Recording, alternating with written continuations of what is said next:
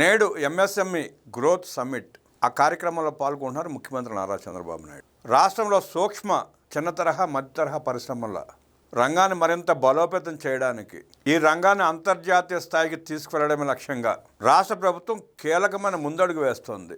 ముఖ్యమంత్రి చంద్రబాబు ఈ సదస్సుకు హాజరై రాష్ట్రంలో 38 ఎంఎస్ఎంఈ పార్కులకు శంకుస్థాపన చేయనున్నారు. డిప్యూటీ సీఎం పవన్ కళ్యాణ్, ఎంఎస్ఎంఈల శాఖ మంత్రి కొండపల్లి శ్రీనివాస్, పరిశ్రమల శాఖ మంత్రి టీజీ భరత్ సహా పలువురు మంత్రులు, పారిశ్రామికవేత్తలు సదస్సులో పాల్గొనున్నారు. రాష్ట్ర వ్యాప్తంగా 1500 మందికి పైగా ఎంఎస్ఎంఈ రంగానికి చెందిన పారిశ్రామికవేత్తలు, పిఎం విశ్వకర్మ లబ్ధిదారులు, విధానకర్తలు, ఆర్థిక సంస్థలు, సాంకేతిక నిపుణులు హాజరు కానున్నారు.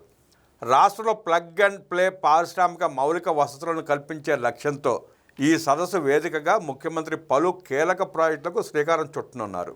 రాష్ట్ర వ్యాప్తంగా ప్రతి నియోజకవర్గంలో 175 ఎంఎస్ఎంఈ పార్కులను ఏర్పాటు చేసే లక్ష్యంలో భాగంగా మూడో విడతలో ఈ 38 ఎంఎస్ఎంఈ పార్కులకు వర్చువల్గా సీఎం శంకుస్థాపన చేయనున్నారు.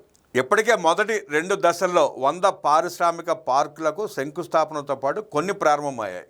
రతన్ టాటా ఇన్నోవేషన్ హబ్ ఆధ్వర్యంలో కుప్పం, మంగళగిరి, పిఠాపురంలో గ్రామీణ పారిశ్రామికవేత్తలను ప్రోత్సహించేలా రూట్ ట్యాగ్ స్మార్ట్ విలేజ్ సెంటర్ ఎక్స్టెన్షన్ కేంద్రాలను సీఎం ప్రారంభించనున్నారు.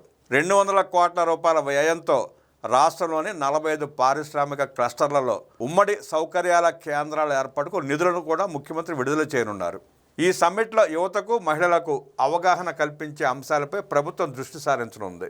మొత్తంగా ఆంధ్రప్రదేశ్ పారిశ్రామిక ముఖ చిత్రాన్ని మార్చేలా, అందరికీ సమాన అవకాశాలు కల్పించేలా ప్రణాళిక చేసిన ఈ ఎంఎస్ఎంఈ గ్రోత్ సమ్మిట్ 2026 రాష్ట్ర ఆర్థిక ప్రగతిలో ఒక మైలురాయిగా నిలిచే అవకాశం ఉంది.